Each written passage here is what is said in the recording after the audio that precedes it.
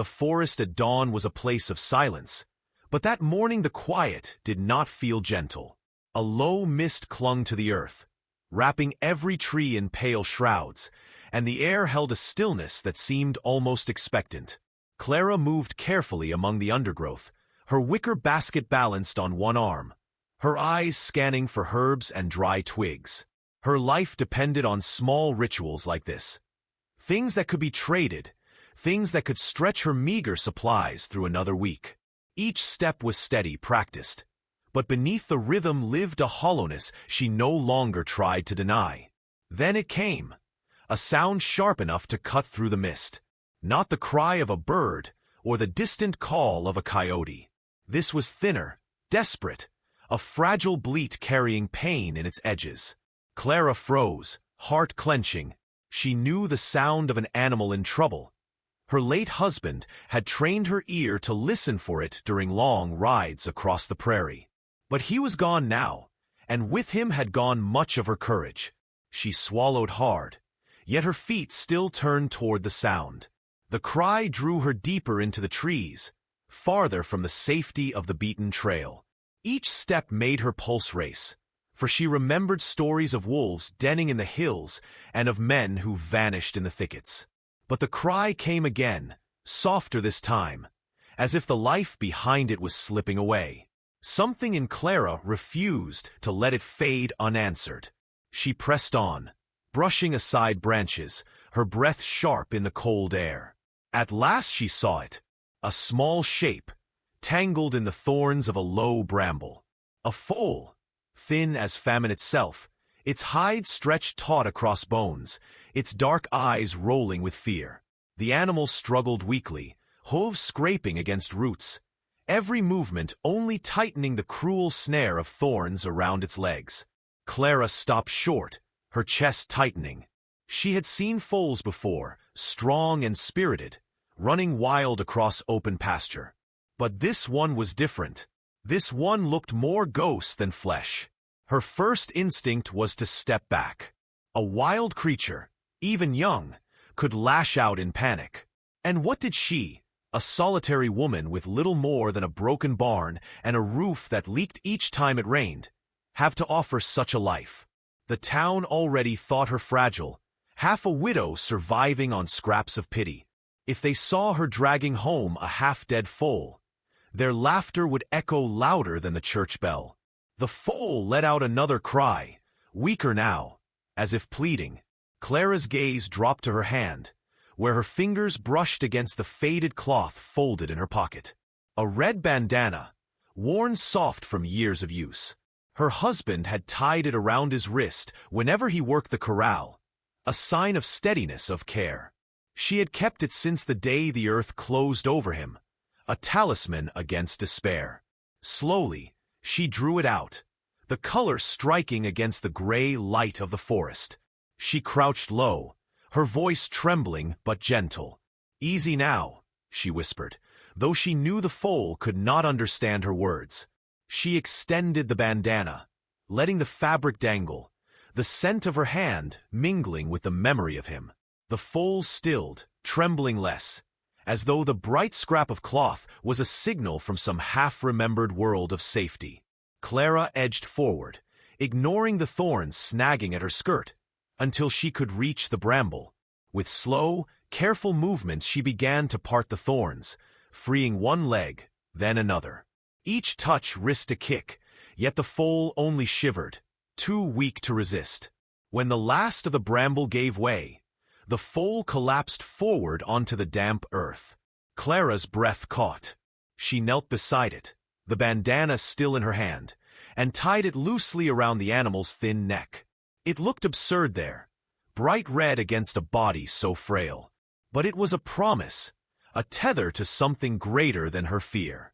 She sat back on her heels, staring at the creature before her. She could turn away.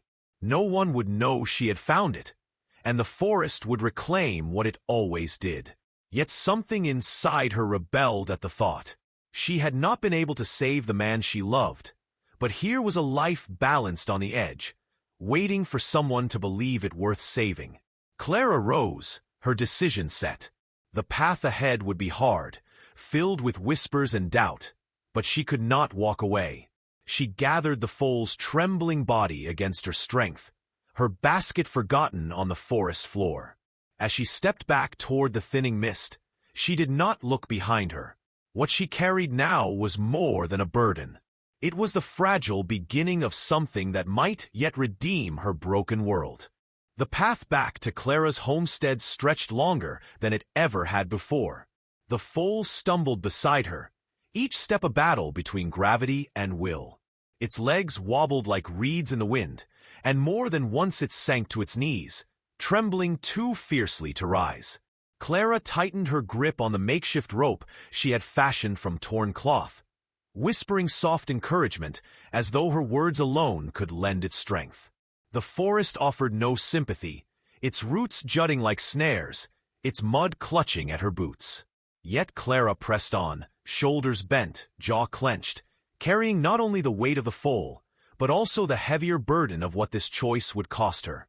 By the time the cabin appeared through the thinning trees, sweat slicked her brow despite the cool air. Her body ached, but her heart beat with a strange mixture of dread and determination. From the road below, a pair of villagers paused their cart to watch her. One pointed, laughter carrying across the distance. Clara heard the words even if they were not spoken aloud. Foolish woman, wasting herself on a doomed creature. She kept her eyes fixed on the cabin and did not falter. The homestead bore the weary look of abandonment. The fence sagged, posts leaning like old men too tired to stand upright. The barn, once her husband's pride, had a roof caved in at one corner and walls split by years of storms. Still, it was shelter, and for the foal it was all she had to give. She guided it into the dim space, the smell of old hay and dust greeting them like ghosts. The foal staggered, nostrils flaring, eyes wide with the fear of confinement. Clara knelt, spreading fresh hay in the corner, her movements calm, deliberate. "Here," she murmured, her voice a thread of steadiness. "This is yours now." That night she did not sleep in her bed. Instead, she spread a blanket near the stall and lit a small candle, its flame flickering against the beams. She watched the foal shift and sigh, every sound magnified by the stillness. When it refused the oats she offered, she crushed wild herbs into warm water and held the bucket close until it lapped reluctantly. Patience, she reminded herself, hearing her husband's voice echo from memory. A horse is a mirror. What you give, it will return. Days passed in quiet rhythm. Clara cleaned the wounds along its legs with strips of cloth dipped in honey and herbs, her hands gentle even when the foal jerked away. She named it Ash, for its gray coat and the ashes of grief that had colored her days since the burial. At first Ash resisted every kindness, eyes darting, ears flicking back at each sound. But small moments began to break through the wall of fear. A morning when Ash leaned into her hand instead of away. An evening when the foal's head dropped near her lap, as though weariness trusted her more than instinct. Each fragile victory stitched something inside Clara back together. Yet shadows lingered. When Clara ventured into town for flour, whispers followed her. "She'll starve feeding that thing. Better to sell it for hide before it drags her under." The cruelty pricked at her resolve, but each time she returned home and saw Ash raise its head at the sound of her boots, the noise of the world quieted. Here was a creature who did not measure her by what she had lost, but by the care she gave in the present. One evening, as the sky blushed with sunset, Clara rested against the stall, exhaustion weighing heavy. Ash nudged her shoulder with its muzzle, tentative but deliberate. The gesture was small, almost nothing at all, yet it struck her like thunder. Tears welled unbidden, as she laid her palm against its scarred neck. For the first time in many months, she did not feel entirely alone. Still, in the dim light she noticed something she had overlooked. Faint scars etched into Ash's flank, curved like brands but irregular, cruel. They were not the marks of nature, but of human hands. Clara's breath caught, unease prickling her skin. Someone had hurt this creature before the forest ever claimed it. She traced the scar with trembling fingers, a question stirring that had no answer yet. As the candle burned low, Clara whispered into the silence, her voice carrying both vow and fear. "Whatever they tried to break in you, they will not succeed here." Ash's ears flicked at the sound, and though the foal did not understand the words, it stilled under her touch. Outside, the night gathered, thick and uncertain, but inside the barn the fragile bond between woman and foal deepened, threading hope through grief's ashes. ChatGPT said, "Morning light fell thin and cold across the yard, catching on the splintered rails of the corral Clara had patched the night before. Her hands ached from the hammer, her palms raw with blisters, but she pressed on, unwilling to let the fence stand half-finished." Ash paced nervously inside, ears flicking, hooves scuffing the earth in restless arcs. The foal's wounds were healing, but Clara knew strength brought danger as well. Wildness would not stay quiet forever. When she fetched water from the well that afternoon, voices rose around her. Two women lingered nearby, baskets on their hips, their gazes sharp. "That foal will bleed her dry," one muttered, not bothering to lower her tone. "Better she sells it before it drags her under." Another man shook his head, spitting into the dust. "A woman alone can't tame a Mustang. She's chasing ghosts." Clara's jaw tightened, her hands gripping the rope handle of the bucket until her knuckles whitened. She wanted to shout, to tell them they were wrong, but she kept her silence. Words thrown in anger would not mend anything. She returned home with the water, her shoulders heavy with the weight of their doubt. That night the forest tested her resolve. Wolves prowled close, their howls tearing through the dark. Ash screamed, kicking wildly in the stall, hooves striking wood in frantic bursts. Clara ran barefoot into the yard, lantern swinging, rifle clutched tight in trembling hands. The glow revealed eyes glinting at the edge of the trees, shadows slinking low in hunger. Her pulse thundered as she fired into the air, the report cracking across the night. The wolves scattered, but not before Ash threw itself against the fence, opening a gash along its leg. Clara rushed forward, dropping the rifle, falling to her knees in the mud. Blood smeared her hands as she pressed cloth against the wound. "No, not you," she whispered fiercely, voice shaking. "I can't lose you too." By dawn her strength had nearly given out, but the foal still breathed, its sides heaving in shallow rhythm. Clara's tears streaked the dirt on her cheeks as she worked. She feared her efforts were not enough. When the sound of boots approached, she turned, startled. An old man stood at the fence, broad shoulders stooped with years, but eyes sharp beneath the brim of his hat. Elias, once her husband's closest friend, a rancher who had withdrawn from most of the world after his own losses. "You've got yourself a storm here," he said, voice low graveled. He stepped into the yard, kneeling by the foal without hesitation. "That leg needs stitching." "Lucky I remember how." Clara hesitated, shame burning in her chest. "I tried." Elias cut her off gently. "You did what you could. That's more than most." His hands were steady as he threaded needle to flesh, murmuring calm words. Clara held the lantern close, watching his skill, her heart thudding with a fragile mix of gratitude and relief. When the wound was bound, Elias rose, brushing dirt from his trousers. His gaze lingered on her, stern but not unkind. "You see it, don't you? That foal's more like you than you know." Cast aside, left to fend for itself, still standing. Clara swallowed hard, unable to speak. Elias adjusted his hat, continuing, "But mark me, girl, wild ones don't give themselves easy. You'll fight for every step. And it will test you. Test whether you've got more than pity in your bones." Clara nodded, clutching the blood-stained cloth still in her hand. "I won't let it go," she said softly, more to herself than to him. Elias studied her for a long moment, then gave the faintest nod. He helped mend a section of the fence before he left, his figure vanishing down the road, leaving Clara with more than patched wood, leaving her with a fragment of belief she had not known she still craved. That evening, as the sky turned the color of bruised violets, Clara returned to Ash's stall. She stroked its neck, whispering into the quiet, "I'll fight for you, even when no one else will." Ash shifted, its head lowering until it rested lightly against her shoulder. The contact was fleeting, tentative, but enough to steady her. In that fragile silence, Clara understood that her battle had only begun, yet so had the chance for both of them to heal. The storm rolled in without mercy, clouds tumbling across the sky like a tide of iron. Rain hammered the roof, pouring through cracks Clara had never managed to mend. She jolted awake to the sound of splintering wood, the gate of the corral torn wide by the wind. Her heart seized when she saw the stall empty. Ash was gone. Lantern in hand, she plunged into the night, her skirts clinging heavy with rain.